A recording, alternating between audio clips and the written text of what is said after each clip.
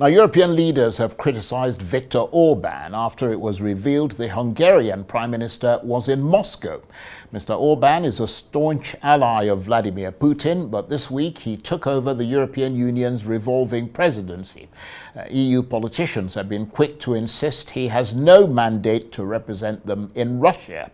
Correspondents say Mr. Orban's only held the position of Council President since Monday, but rather than slowly easing his way into the post, has begun by taking just about the most provocative step he could, as far as many EU leaders are concerned.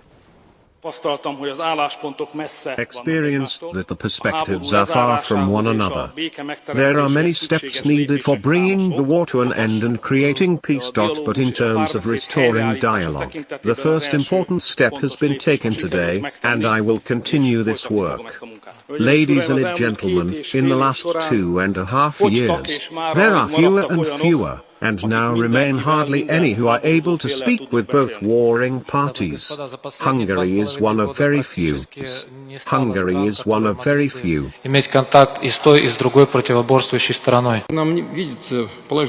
we see the state of affairs, taking into account what we heard today from Mr. Prime Minister, Kyiv isn't ready to abandon the idea of waging war to a victorious end. In my opinion, the Kyiv regime does not allow the very idea of the ceasefire, also because in this case there won't be a pretext for prolonging the martial law, and if martial law has to be lifted, it means that elections will have to be held, which were not held on time for the presidential elections, but the chances of winning them for the Ukrainian rulers who have lost their ratings and legitimacy are close to zero. Vladimir Putin, and before him Viktor Orban. Well, for more on this, I'm joined now on the line from London by Arise European Affairs analyst Dr. Marek Laskiewicz. Good to see you, Dr. Laskiewicz. So Viktor Orban goes to Moscow, and it's a visit that's infuriated Brussels. Tell us why. The reason is the EU has a policy of not negotiating with Russia so much as simply agreeing to the Ukrainian peace proposals, and it says that Russia is the aggressor and therefore there is nothing else to say. And in this case, because the president now has decided to go to Moscow, it has both disowned him and disowned any effort on his part to do otherwise. And Mr. Orban, of course, one of the most pro-Russia leaders in Europe, but he's described this as a peace mission. What can you tell us about that? Because he was, of course, in Ukraine a few days ago. I think he sees himself here as a Dr. Kissinger of the past. So the shuttle diplomacy seems to be developing here. 1 minute he's in Ukraine, next minute he's gone to Russia, in the hopes that he can perhaps get some sort of middle ground, some sort of meaningful dialogue. As far as can be seen from his Kiev visit, as I predicted when I last spoke on Tuesday, nothing has emerged. And from the Russian talks, nothing will emerge either, because as the Russians also see no real reason for a ceasefire, especially as they, at least the president, are moving forwards.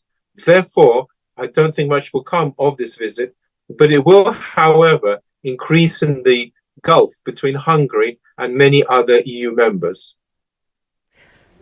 And of course, for the Russians, who have always claimed that the West's attempt to isolate Moscow has failed, I mean, they'll be well aware of the optics of this visit, won't they? Oh, yes. It has a double meaning. Not only, as you point out, it implies that Moscow is not, in fact, being isolated, because although Brussels has said he has no mandate to negotiate, he is nevertheless the president of the EU. And therefore, this, of course, is good from the Russians' PR point of view. But secondly, it already gives rise to the unfortunate feeling that the EU will be paralyzed for the next 6 months, with the Hungarian president and the Hungarians doing one thing, and the EU, or the rest of the EU, or some of the EU at least, wanting to do something else. In this sense, the EU, therefore, will no longer be speaking in a unified voice, will no longer be a major factor. Rather, it will be the countries making up the EU that will be important. For example, Poland on Ukraine's frontier, and Hungary per se as itself. Therefore, I anticipate that the role of America will be now much strengthened in the sense it's only the Americans who can actually make policy. That's very interesting. Let's just move slightly away from Viktor Orban, more towards the sort of Ukraine, because of course in Britain, where you are, we've seen Labour winning by a landslide. Ukraine's President Zelensky has congratulated Britain's new Prime Minister Keir Starmer, saying the UK would remain a reliable ally through thick and thin. Is that how you expect the relationship to be under Mr. Starmer?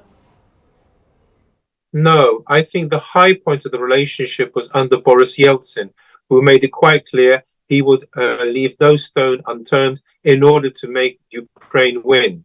The subsequent prime ministers did not do so, but they remain staunch allies. But the problem for the new prime minister is that he has got many plans. He needs money for those plans.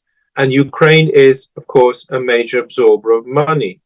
And therefore, whilst I do not expect the UK policy to change much, it will by no means be as fully supportive. And I do not expect to be as fully, after giving Ukraine a blank check and a great deal of arms, as it was in the past. So I anticipate slightly more lukewarm relationship, but still, Britain will remain on Ukraine's side.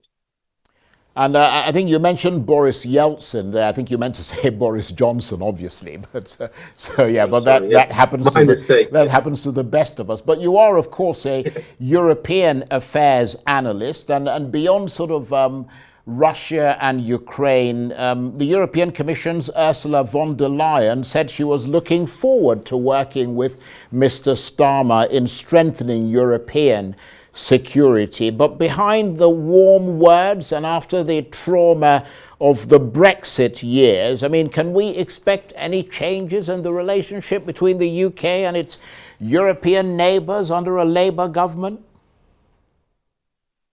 Yes, I believe so. The people who wanted Brexit, by and large, were on the Conservative side.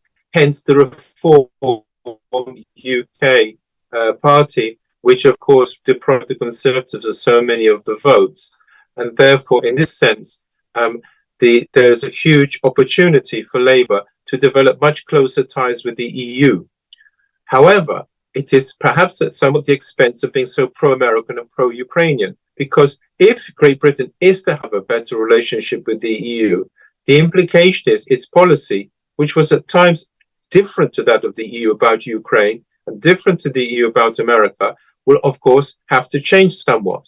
In short, it's a zero-sum game, but I do expect, on the whole, better cooperation between the EU and the UK for the duration of this government. Very interesting indeed. Dr. Marek Laskiewicz, as always, thank you ever. Dr. Laskiewicz is Arise European Affairs analyst who was talking to me there from London.